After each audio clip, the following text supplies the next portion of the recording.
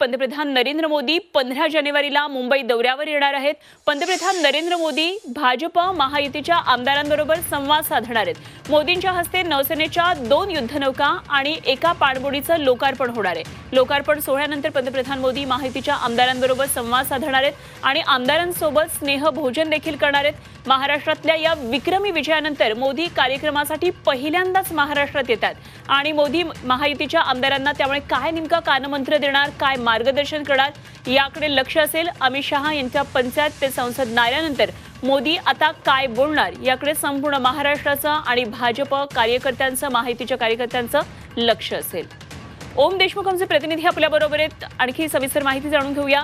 ओम, पंतप्रधानांचा हा दौरा निश्चितच लक्ष वेधी ठरणार आहे। 15 जानेवारी ही तारीख ठरली आहे, काय नेमके आणखी तपशील मिळतात? खरं तर महाराष्ट्रातलं सत्ता स्थापना झाल्यानंतर पंतप्रधानांचा हा पहिलाच दौरा आहे, पहिलाच सार्वजनिक कार्यक्रम आहे। नौसेनेच्या कार्यक्रमानंतर पंतप्रधान भाजप प्रणित महायुतीच्या आमदारांशी चर्चा करणार आहेत, संवाद साधणार आहेत। सरकार आल्याच्या नंतर मोदींचा हा पहिला दौरा आहे। निश्चितच राजकीय दृष्ट्या जर आपण पाहिलं तर सध्या विधानसभेच्या नंतर आता स्थानिक स्वराज्य संस्थांच्या दृष्टीनं भाजप कामाला लागलाय। काल अमित शहांनी शिर्डीच्या अधिवेशनामध्ये पंचायतपासून संसदेपर्यंत भाजप कसा वाढेल, भाजपची ताकद कशी वाढेल यासाठी प्रयत्न करा असं म्हटलं होतं। त्या अनुषंगाने आता हा महायुतीच्या आमदारांसोबतच्या चर्चेचा जो कार्यक्रम आहे त्यामध्ये मोदी नेमका काय संदेश देतात हे देखील पाहणं महत्त्वाचं असेल। काल अमित शहांनी उद्धव ठाकरे आणि शरद पवारांवरती टीका करून आपलं पुढचं राजकारण कसं असेल हे स्पष्ट केलं होतं। या पार्श्वभूमीवर मोदी आमदारांशी संवाद साधतायत, चर्चा करतायत, त्यासोबत ते स्नेहभोजन देखील करणार आहेत।